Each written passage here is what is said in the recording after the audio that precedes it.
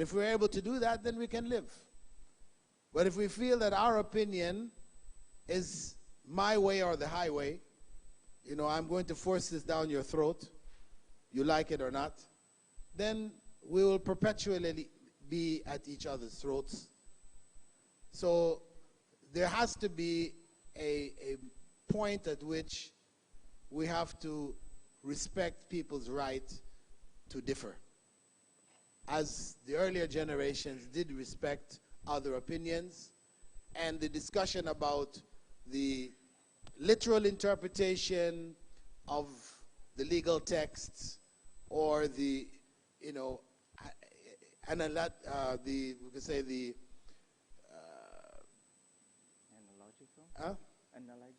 analogical, is that the right word? I don't know if that's the right word. But, you know, interpreting it according to opinion, this issue of, do we take the text as it is, or do we interpret that text? This is something which even the Sahaba differed on. The well-known example of, you know, prayer in Bani Qurayza, which happened where the Sahaba, Prophet ﷺ told them, don't pray Asr except in the fortress of Bani Qurayza. Some of the Sahaba, when they reached the point where they could see that if we continue as we are, we're going to miss Asr. We're going to get there at Maghrib. Some said, well, the Prophet ﷺ meant, hurry up and get to Bani Qurayza. That's what he meant. Because Allah has already told us that prayers are set at fixed times. Whereas others said, no, Prophet Muhammad ﷺ said, pray Asr in Bani Qurayza. So that's what we're going to do. The two met in Bani Qurayza. The Prophet ﷺ was told the situation, and he didn't blame one or the other, because the text had those two possibilities. It could be taken literally, or it could be interpreted. So we respect the right of those to interpret, and we respect the right of those to take it literally. We don't be at each other's throat because of that. That's the point. But the key, though, in terms of interpretation, is that we do legitimate interpretation. Because if you have groups like the Ahmadiyya who interpret Khatam al-Nabiyyin, this is interpretation, Khatam al-Nabiyyin as being the ring of the prophethood, not being the seal of the prophethood, then you have a problem.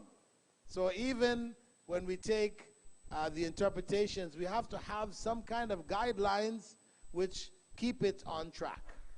So that's the point I just wanted to make. Yes, Sheikh Aninowi. Yes, very briefly, please. Alhamdulillah, real quick.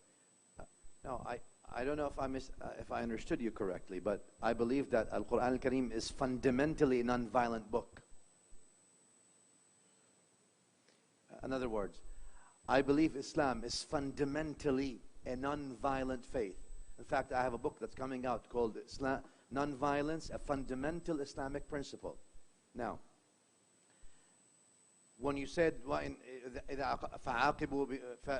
about the uquba, where Allah subhanahu wa ta'ala tells you, for example, al-ayn bil-ayn, etc., and these other ayahs that you've mentioned, Al-Islam obviously ensures justice. Because the very first, or the second in my view, objective of the creation, as the Quran revealed to us, the first was لِيَبْلُوَكُمْ, so He tests you. But the second is لِيَقُومَ النَّاسُ بِالْقِسْطِ, as Allah said in Surah Hadid.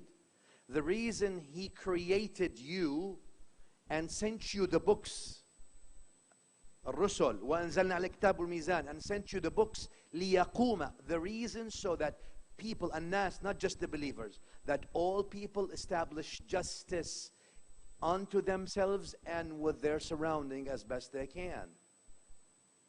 The whole creation is based on justice. شهد الله أنه لا إله إلا هو والملائكة وأولو العلم قائما بالقسط. Qist is that justice.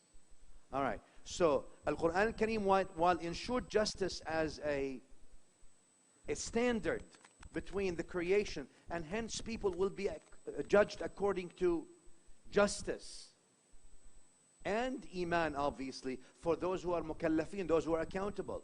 For those who are not accountable, you see the usuliyin talked about the the judgment in the Day of Judgment based on justice, all right?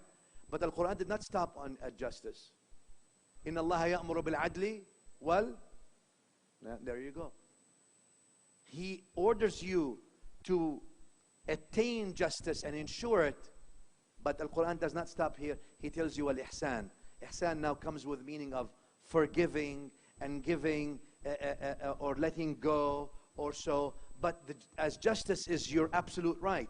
But you see, Al-Quran Al-Kareem also, in a sense, telling you that an eye for an eye eventually may render the whole world blind. So, how does the Prophet ﷺ translated this? As you all know, obviously, justice is your right, and that's your right. Done, Quranically speaking. But Al-Ihsan, he came back to Mecca, liberating Mecca after 10 years and after 23 years of persecution, killings, assassination attempts, confiscation of properties, you name it, torture, all these things. What does he tell them? He could have sought justice. That's his right.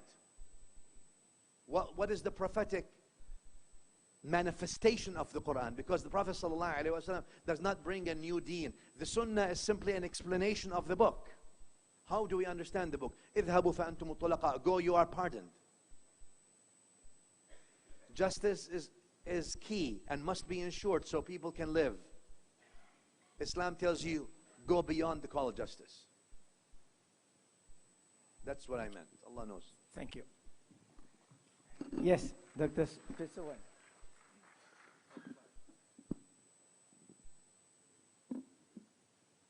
Thank you. Hello. Thank you very much. Yes, I do not wear my religion on my shirt sleeve. I work for 620 million people, 10 countries.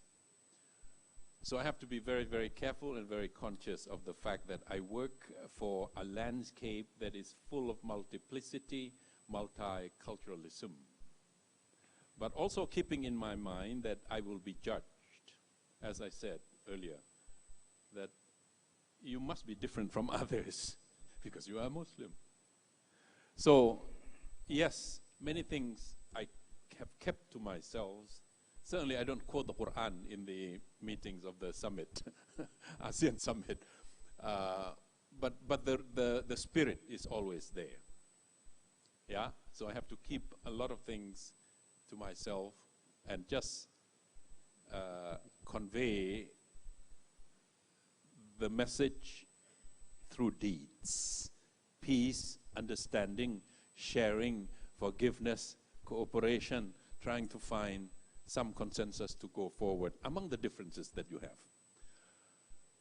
If there is one thing that I feel I haven't done enough is to go to visit the young people in the madrasah, in Java, in Sumatra, Pono in southern Thailand, in the Philippines, in order to tell them that, look, don't be sorry about the fact that you don't have that opportunity to go out there. I too was a Buddha Pono. I too was a student of Pono. And the world is changing, and your capacity, your preparation, your competitiveness will be judged according to your training. Now, I have not had the opportunity to go out and deliver that message. So I have to make it up now. Every time I have an opportunity to speak to the children that the world, the future belongs to you, whether or not you are prepared to claim it, it's really up to you. But I have seen that world of diversity, full of opportunity, full of challenges, and the best that you can handle and manage that diversity is your preparation and your broad-mindedness and your ability to accommodate differences among people. And I think the future generation will need that message very, very, very, very strongly. That you're going to live in the world of diversity. That you are not going to live by your own, by yourself, alone, in the comfort zone that is very narrow. The world is not going to allow you to do that. You have to live with other people who have differences, who have their own faith, who have their own rituals, who have their own beliefs. What are you going to do? How to maintain yourself in that world of multiplicity? I have not had that opportunity to go around and talk to the younger people here. You know that almost half of 620 million is Muslim. How is that half going to carry itself into the future? It's an issue that all of us will have to try to deliberate upon. How is that half going to live into the future in the changing situation around us, in the competition rising, in the atmosphere of misperception and fear and Islamophobia against us? How is that half going to live in this community called ASEAN? I have not had enough time to deliver this kind of message. I wish I could make up for it. Thank you very much. Thank you, Tansari. With that, I have to invoke the saying, all good things must come to an end. We have had a very long day. We're going to have a very long day tomorrow. Okay? So, ladies and gentlemen, please give a big round of applause to our panelists for their wonderful presentation. And also with that, we end the session, and I would like Tansri Petsuan, Lauren Booth, Sheikh Ani Nawawi, and Dr. Bilal Phillips to return to the floor. Please. Yes.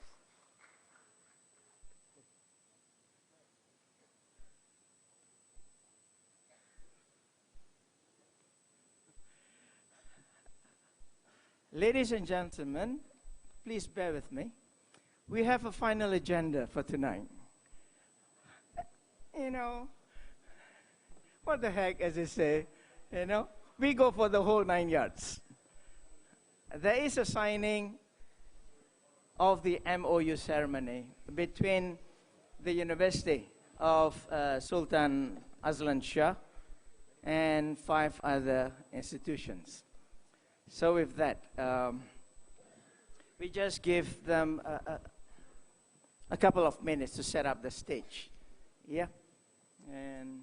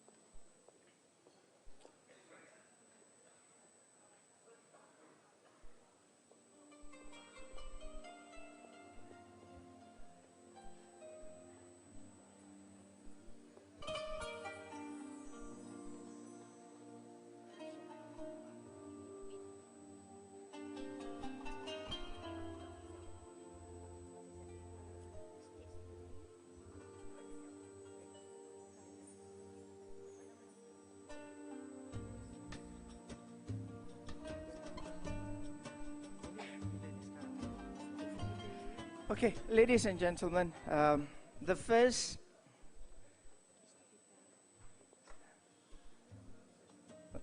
Okay, they're still preparing.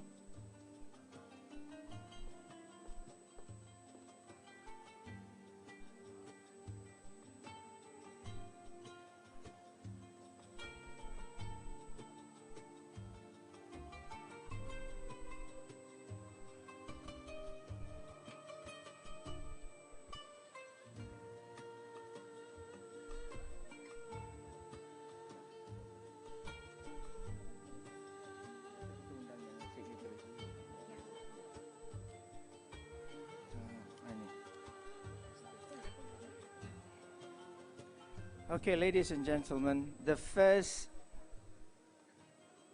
signing of the MOU will be between the University Sultan Azlan Shah and the University Islam Negeri Sharif Hidayatullah.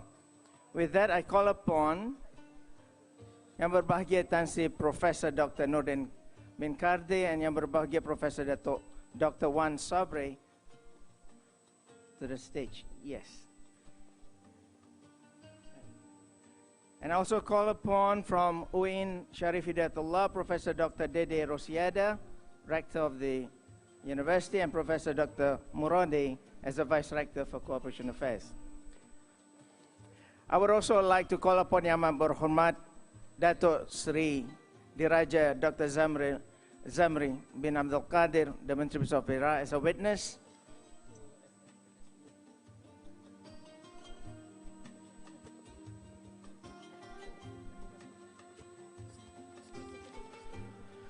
And also Yang Berbahagia Dato Sri Abdul Puhat bin Matnayan, the State Secretary of Perak. And also Yang Berhormat Dato Haji Ghazali bin Jalal, the State Financial. Yes, and Haji Anas, please come to the stage as witnesses to the signing ceremony.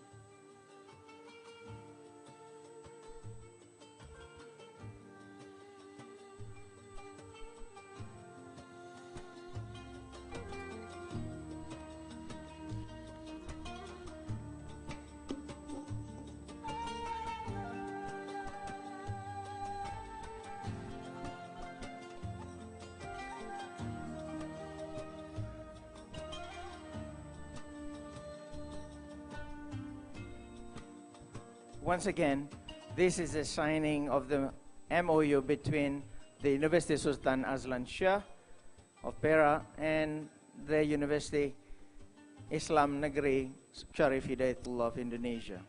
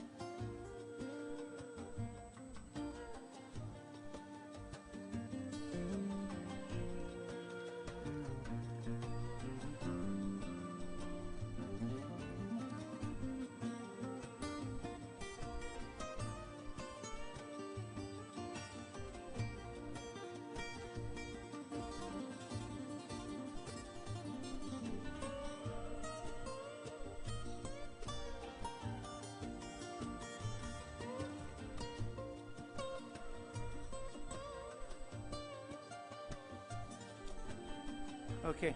Thank you, Professor Dr. Dede Rosiada. Yes. And now we're going to hand over the mementos between the two institutions. Yes. A gift from Sharif Hidayatullah to Yusas. Yes.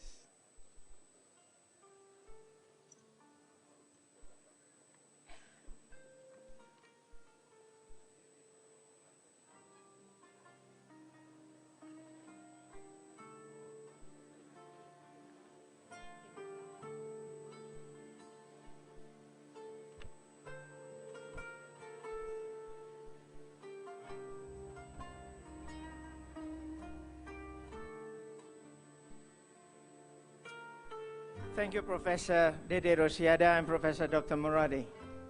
I next call upon representatives from the Medina Institute, represented by Sheikh Dr. Said Muhammad bin Yahya An-Nawawi, the founding director of the Institute, and Dato Badrul Hisha Abdul Wahab. Please come to the stage. Yes.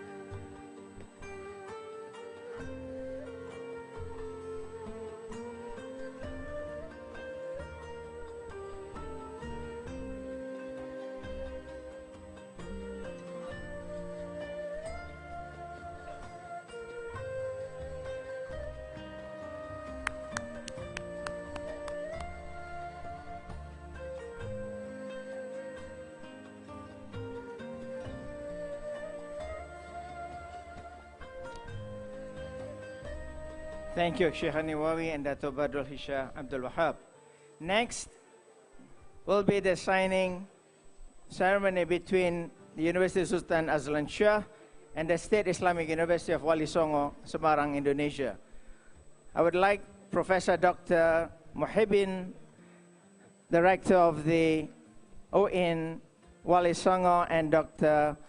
Musahadi, the Vice Rector 1 of the same institution, to come to the stage, please.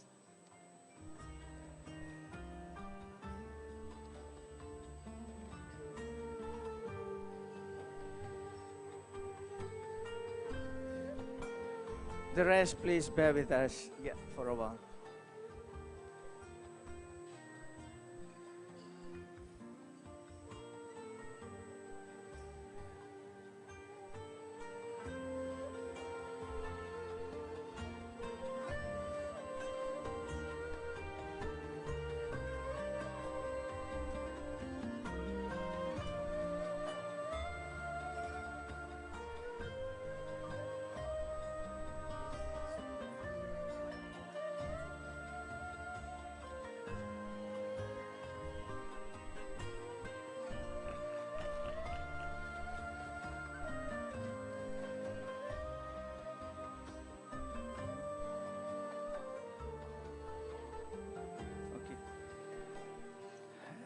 Next will be the souvenir presentation from the Semarang Islamic State University to the Menteri Besar of Perak.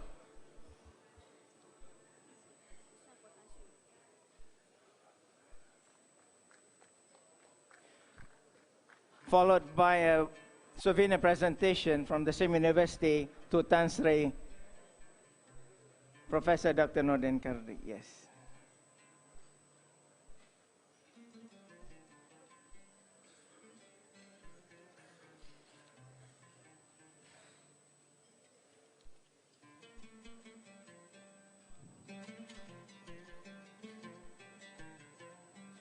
Okay, thank you, Professor Muhibbin and Dr. Musahadi.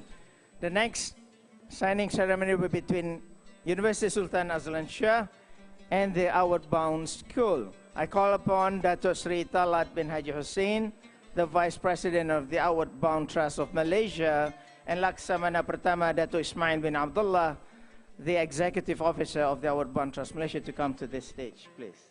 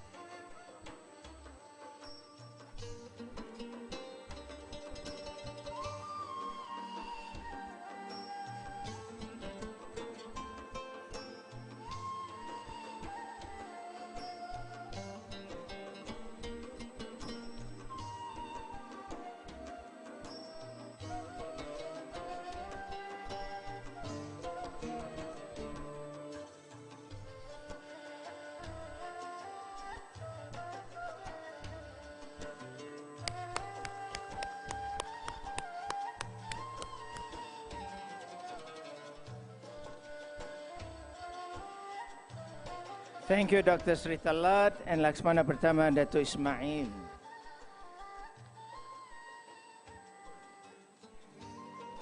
And finally, but not least, we'd like to thank Professor Dato Dr. Wan Sobri for being the secretary from USAS. And now will be an exchange position with Haji Anas. And Professor Dr. Wan will be the witness to the final signing ceremony between University Sultan Azlan Shah and the Al-Hijrah Media Corporation. The media will be represented by Tuan Haji Islan Basar, the President and Chief Executive Officer of Al-Hijrah. Sorry, correction. TV Al-Hijrah.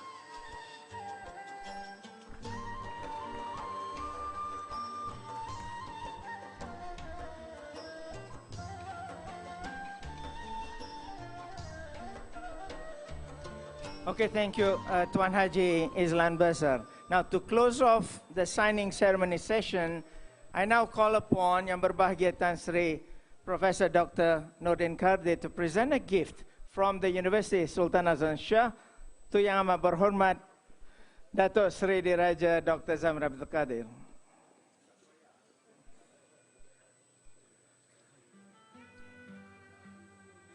Ladies and gentlemen, please give them a big round of applause.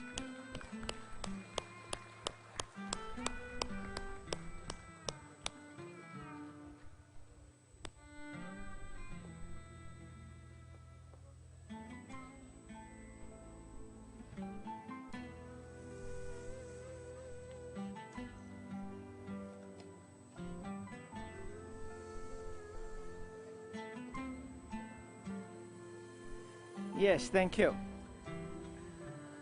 Now, we have come to the end of the event. On behalf of the University Sultan Azlan Shah, the conference, and all of us in this room, I would like to thank Datuk Sri Diraja Dr. Zamri Abdul Qadir for being our gracious host. Please give him a round of applause.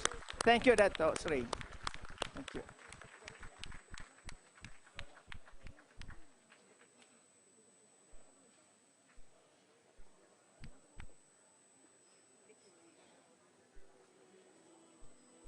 With that, ladies and gentlemen, good night and goodbye. Assalamu alaikum warahmatullahi wabarakatuh.